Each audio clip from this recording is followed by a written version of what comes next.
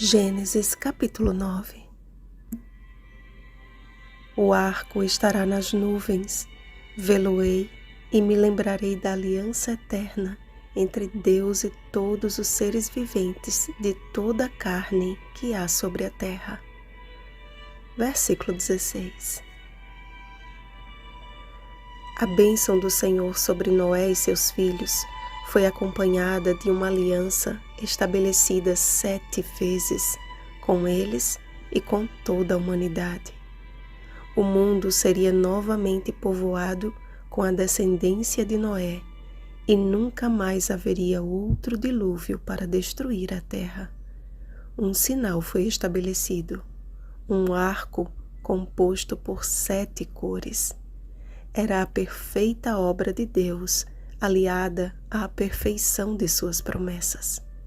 A fidelidade de Noé e o sacrifício que ofereceu ao Senhor não ficaram sem a resposta de um Deus que ama recompensar aqueles que o amam.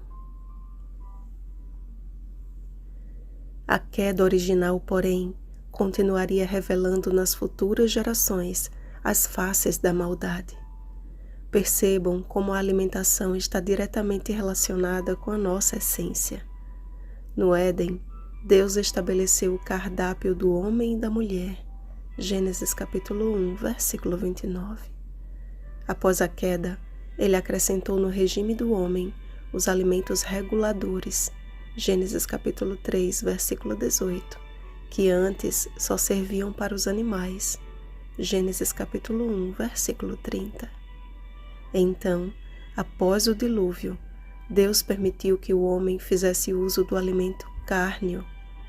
E aqui não confundamos a expressão tudo o que se move vive, porque senão estaria incluso aqui até o canibalismo. Já na entrada dos animais na arca, o Senhor fez a distinção entre os animais limpos e os imundos. Gênesis capítulo 7, versículo 2. O que ele mesmo confirmou ao estabelecer as leis de saúde em Levítico 11. Deus também estabeleceu um regime alimentar para o seu povo nos últimos dias. Aconselho a leitura do livro A Ciência do Bom Viver, da Casa Publicadora Brasileira. Mesmo Noé, um homem considerado pelo próprio Deus como um homem justo, era passível de erros, e no momento em que permitiu ser levado pelo ímpeto de sua natureza carnal, embriagou-se e se pôs nu dentro de sua tenda.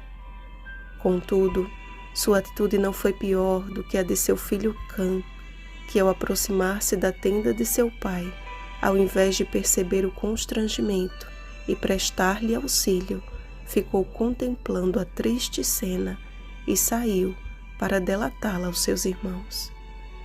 Cã revelou o seu vil caráter e o quanto isto afetaria a sua descendência.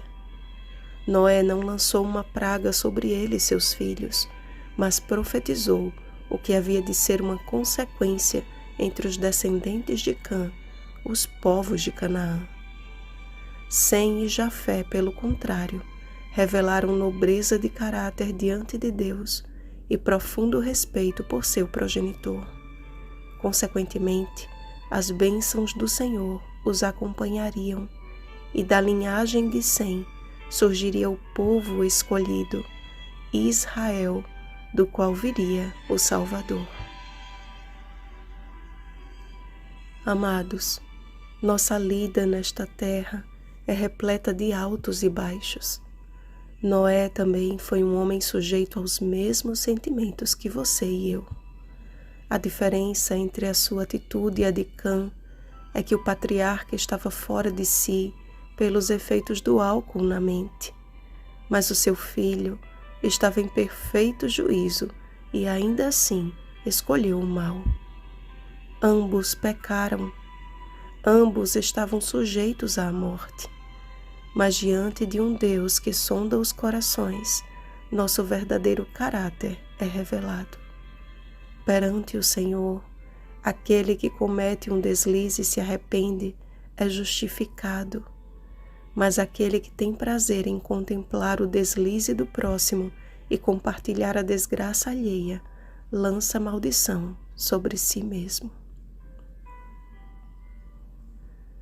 Busquemos, pois, com profundo interesse e súplicas, a inscrição do caráter de Cristo em nós, um caráter que revela a bondade e o respeito com que ele tratou a mulher adúltera, João capítulo 8, versículos 1 a 11. Zaqueu, Lucas capítulo 19, versículos 1 ao 10.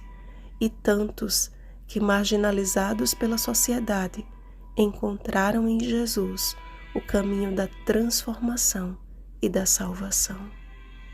Que não sejamos como Cã, tendo prazer em contemplar e espalhar os erros de outros, mas como Sem e Jafé, tenhamos sincero interesse em cobrir a vergonha de nossos irmãos com a capa da discrição, cuidando deles com bondade e respeito, até que despertem e percebam onde caíram, se arrependam e voltem à prática das primeiras obras.